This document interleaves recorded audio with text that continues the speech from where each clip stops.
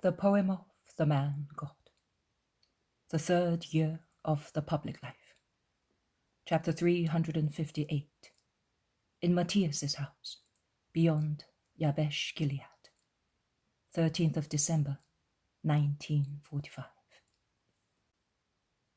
The deep, woody valley where Jabesh-Gilead is situated is resounding with the swollen little torrent, which flows foaming towards the nearby Jordan. The dim twilight and dull day increase the gloomy sight of the woods, and the village thus looks sad and inhospitable at first sight. Thomas, who is always good-humoured, notwithstanding that his garments are just as wet as if they had been taken out of a washing tub, and he is covered in mud from head to foot, says, I would not like this village to revenge itself on us for the unpleasant surprise they received from Israel. Well, let us go and suffer for the Lord. The people did not kill them, that is true, but they drove the apostles away from everywhere, calling them thieves and worse names. And Philip and Matthew had to run as fast as they could to get rid of a big dog, which a shepherd had set on them, when they knocked at the door of his sheepfold, asking for shelter for the night, at least under the shed of the sheep. What shall we do now? We have no bread, and no money, and without money, one can find no bread and no lodgings. And we are wet to the skin, frozen and starving. And it is getting dark. We shall be a lovely sight tomorrow morning after a night in the wood. 7 of the 12 are grumbling openly. 3 are clearly dissatisfied, even if they do not say so. Simon Zealot is proceeding with his head lowered, and the expression of his face is undecipherable. John is greatly embarrassed, and with grievous countenance he casts rapid glances at Jesus and the grumblers alternately. Jesus continues to go personally to knock from door to door, as the apostles refuse to do so, or they do so fearfully.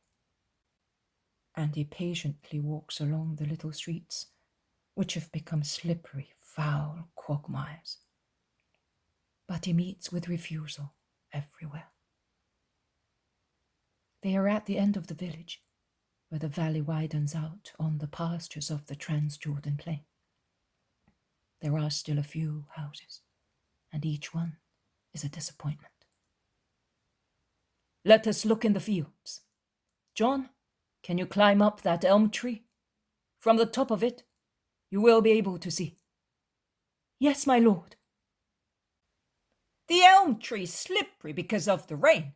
He will not be able to climb it, and he will hurt himself, and we will thus have an injured companion as well, grumbles Peter. And Jesus replies meekly, I will climb it then. Certainly not, they shout in chorus.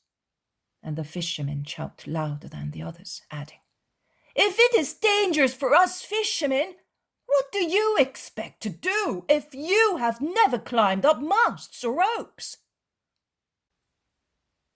I was going to do it for your sake, to find shelter for you. I do not mind, it is not the rain that troubles me. How much sadness! What a sad appeal for loving understanding there is in his voice. Some listen and become silent. Bartholomew and Matthew say, It is now too late to do anything. A decision should have been taken earlier. Of course, and not be guided by whim by deciding to depart from Pella when it was already raining. You have been obstinate and imprudent, and now we are all paying for it. What can you do now? If our purse had been full, all the houses would have been open to us. But you, why do you not work a miracle? At least one miracle for your apostles, since you work miracles even for undeserving people, says Judas of Kerioth, gesticulating like a madman. He is so aggressive that the others, although they more or less agree with him, feel it is necessary to remind him to respect the master. Jesus is already like the convict, looking meekly at his executioners, and he is silent. This silence, which for some time has become more and more frequent in Jesus, foreshadowing his great silence before the Sanhedrin, Pilate, and Herod, makes me feel so sorry for him.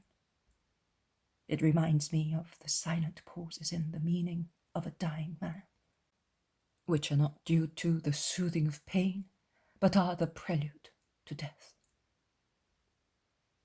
Jesus' silence seems to be much more eloquent than words, as they express all his grief at men's lack of understanding and love. And because of his meekness, which does not react, and of the lowered posture of his head, he looks as if he were already put in chains and handed over to the hatred of men. "Why don't you speak?" they ask him. "Because I would utter words which your hearts would not understand just now. Let us go. We will walk, not to freeze, and forgive me." He turns round quickly, leading the group, while some of its members pity him, some accuse him, some contradict their companions. John remains slowly behind, deliberately avoiding notice by anyone. He then goes towards a very tall tree, a poplar, I think, or an ash tree, and after taking off his mantle and tunic, he begins to climb it, half naked as he is, with some difficulty, until the first branches make his ascent easier. He climbs up as swiftly as a cat. At times he slips, but he immediately collects himself and is almost at the top. He can scan the horizon in the last light of the day, which is clearer here in the open plain than in the valley, also because the dark clouds have thinned out. He looks carefully in every direction, and at last he makes a gesture of joy. He slides down to the ground very rapidly, puts his clothes on, and begins to run. He reaches his companions, overtakes them, and is soon beside the master. Panting because of the effort of climbing and running, he says, There is a hut, Lord, a hut to the east, but we will have to go back. I climbed up a tree. Come." "I am going with John this way. If you want to come, do so. Otherwise, go on as far as the next village on the river. We will meet there," says Jesus seriously and decisively. Drenched with rain, they all follow him through the fields. "But we're going back to Jabesh." "I can't see any houses." "I wonder what the boy has seen." "Perhaps a shed, or the hut of a leper." "We shall get soaked through. These fields are like sponges," grumble the apostles. But it is neither a shed nor a leper's hut, what appears behind the group of trees. It is a hut, a low, large hut, like a poor sheepfold. Half of the roof is thatched, and the mud walls can hardly support the 4 pillars made of coarse stone. A pilework enclosure is around the hovel, and inside it there are vegetables dripping water. John gives a shout. An old man appears. "Who is it?" "Pilgrims, going to Jerusalem. Give us shelter in the name of God," says Jesus. "Certainly. It's my duty. But you are unlucky. I have little room and no beds." "It does not matter. You will at least have a fire." The man bestirs himself at the gate and opens it. "Come in, and peace be with you." They go through the tiny kitchen garden. They go into the only room which is kitchen and bedroom at the same time. A fire is lit in the fireplace. There is order and poverty, and not one utensil more than is necessary. See, only my heart is large and ornate. But if you wish to make the best of it, have you had any bread? No, just a handful of olives. I have not got enough bread for everybody, but I will prepare something with milk. I have 2 sheep. They are enough for me. I will go and milk them. Will you give me your mantles? I will hang them up in the fold at the rear. They will dry a little, and tomorrow we will do the rest with the fire. The man goes out laden with the damp clothes. They are all standing near the fire, enjoying its warmth. The man comes back with a coarse mat, which he lays on the floor. Take your sandals off. I will wash the mud off them and hang them up so that they may dry. And I will give you some warm water so that you may wash your feet. The mat is coarse, but it is clean and thick. You will feel it is more comfortable than the cold floor. He takes a cauldron full of greenish water, in which some vegetables are boiling, and pours half of it into a basin and half into another vessel. He then adds cold water and says, There you are. It will refresh you. Wash yourselves. This is a clean cloth. In the meantime, he busies himself at the fireplace. He makes up the fire, pours the milk into a pot, which he places on the fire, and as soon as it begins to boil, he adds some seeds, which look like ground barley or hulled millet, and he stirs the mush. Jesus, who is one of the first to wash himself, approaches him. May God grant you grace for your charity. I am only giving back what I received from him. I was a leper. I was a leper from my 37th to my 51st year of age. Then I became cured. But in the village I found that my wife and relatives had died, and my house had been plundered. In any case, I was the leper.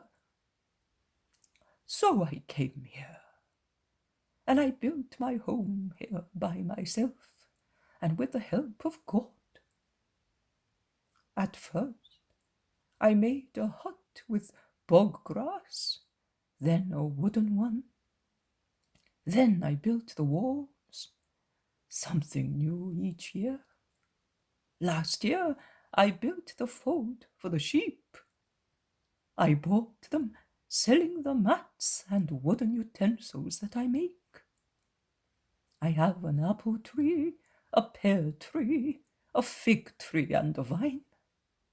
I grow vegetables in the front of the house, and I have a small barley field in the rear.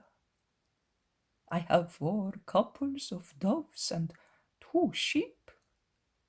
I will have lambs before long, and I hope that they are new lambs this time. I bless the Lord, and I ask for no more. And who are you? A Galilean. Have you a prejudice against them?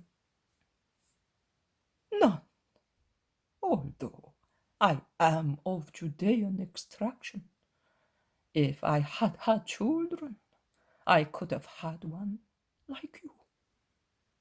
I now act as a father to my doves.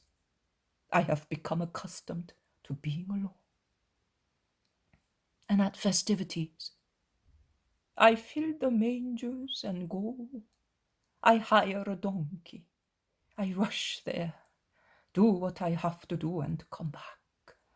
I never had as much as a leaf stolen.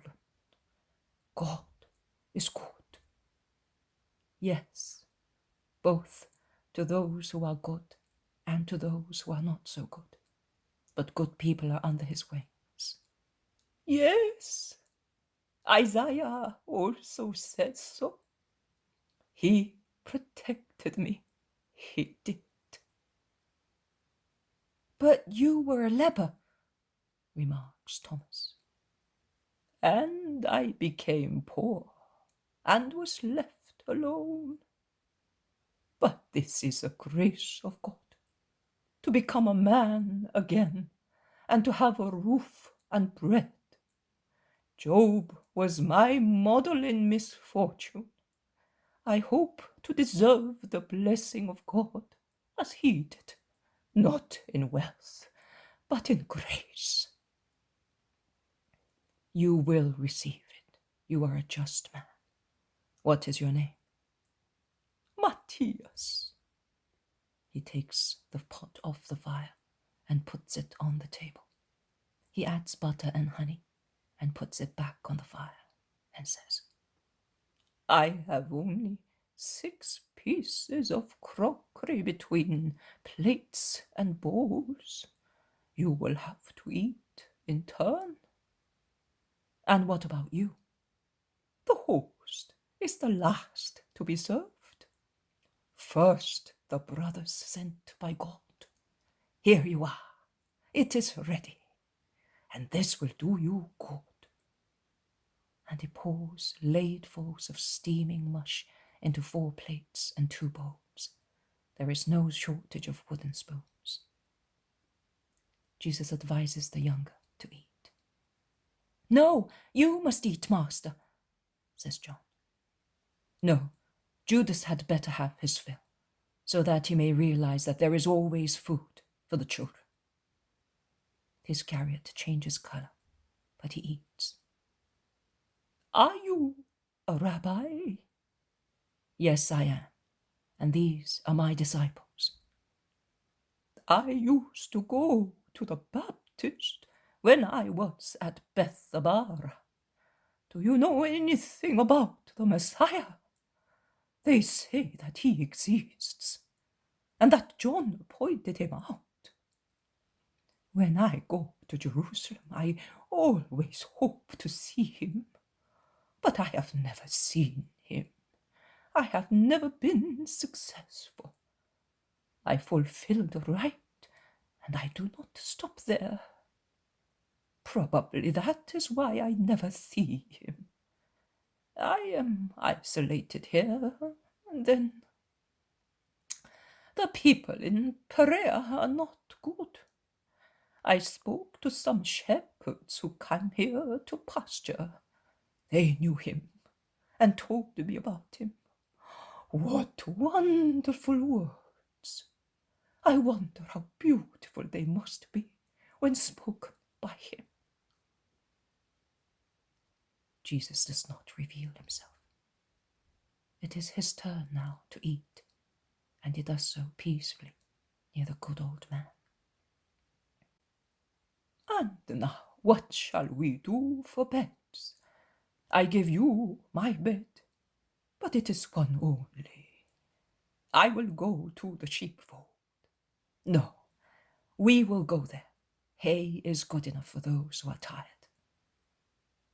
The meal is over, and they decide to lie down in order to be able to leave at dawn.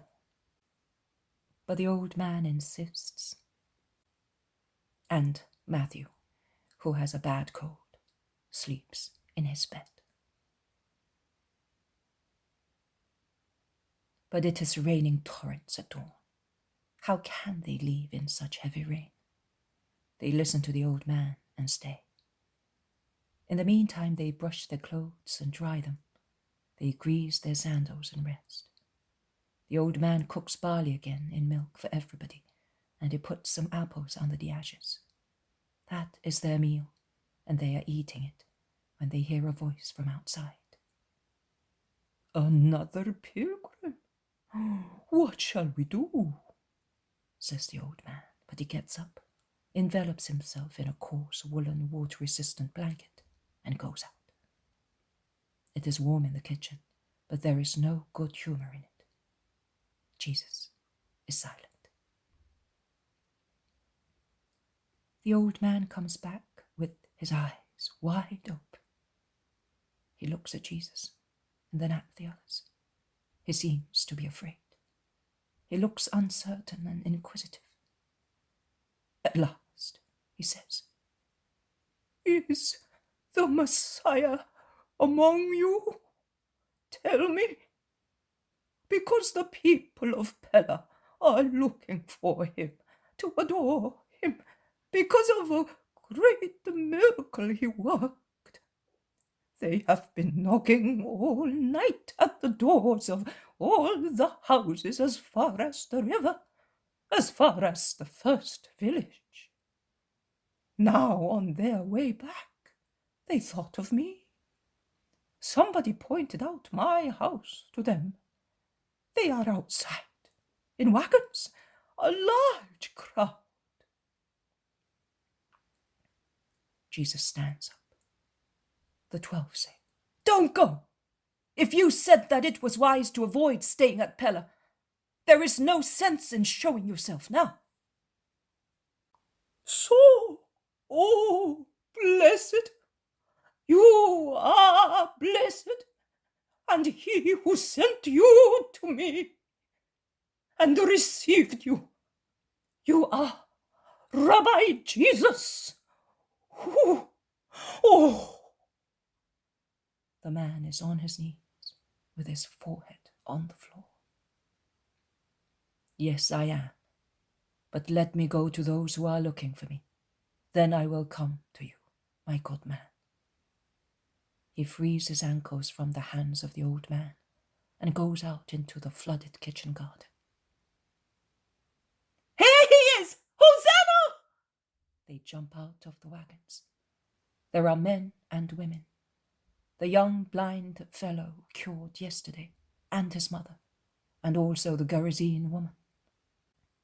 They kneel down without paying any attention to the mud, and they implore, "Come back with us to Pella." "No, to Jabesh," shout other people, obviously from that place. "We want you. We are sorry that we drove you away," shout those from Jabesh. "No, to Pella with us, as your miracle is still alive there. You have given light to their eyes. Give light to our souls." "I cannot. I am going to Jerusalem. You will find me there." "You are angry because we expelled you. You are disgusted because you know that we believe the slander of a sinner." Mark's mother covers her face, weeping. "Jaya, please tell him who loved you to come back." "You will find me in Jerusalem. Go and persevere. Do not be like the winds, which blow in every direction. Goodbye." "No, come! We will abduct you if you do not come." "You shall not raise one hand against me. That is idolatry, not faith. Faith believes even without seeing. It perseveres even when it is persecuted. It grows greater even without miracles. I am staying with Matthias, who believed without seeing anything, and who is a just man." "At least accept our gifts, money and bread.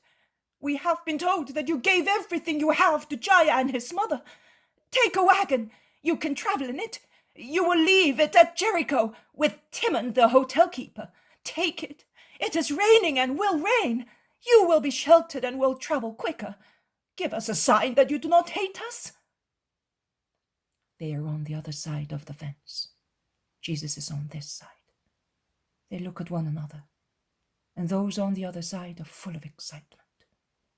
Behind Jesus there is old Matthias, on his knees, with his mouth wide open, and then the apostles, who are all standing. Jesus stretches out his hand, saying, I will accept your offerings for the poor, but I will not accept the wagon. I am the poor one among the poor. Please, do not insist. Jaya, and you, woman, and you from Gerasa, come here, that I may give you a special blessing. And when they approach him, as Matthias has opened the fence, he caresses, blesses, and dismisses them. He then blesses all those who have crowded at the gate to give the apostles money and foodstuffs, and he dismisses them. He goes back into the house. Why did you not speak to them? The miracle of the 2 blind people is my sermon. Why did you not accept the wagon? Because it is better to travel on foot. And he addresses Matthias. I would have rewarded you with my blessings. I can now add a little money to cover the expenses that you have met. No, Lord Jesus, I don't want it. I did that wholeheartedly, and I am doing it now to serve the Lord. The Lord does not pay. He is not obliged to pay. I am the one who received, not you. Oh, this day it will come with me, with its recollections, as far as the next life. You are right. You will find your mercy towards pilgrims written in heaven, as well as your prompt faith. As soon as it clears up a little, I will leave you. Those people might come back. They insist as long as they are roused by miracles. Then they become as torpid as they were before, or even hostile. I will proceed. So far, I have stopped trying to convert them. I now come and pass by without stopping. I am going towards my destiny, which urges me. God and man urge me, and I can no longer stop. Love and hatred spur me. Let those who love me follow me, but the master will no longer run after indocile sheep. Do they not love you, divine master? Asks Matthias. They do not understand me. They are wicked. Lust makes them dull. Old Matthias no longer dare be as confidential as he was previously. He seems to be standing in front of an altar. Jesus, on the contrary, since he is no longer the unknown one, is less reserved and speaks to the old man as if he were a relative. The hours thus go by until early afternoon. The clouds begin to dissipate, promising the end of the rain. Jesus gives order to depart. And while the old man goes to get the dry mantles, he puts some coins in a box and has some bread and cheese put into a kitchen cupboard. The old man comes back, and Jesus blesses him.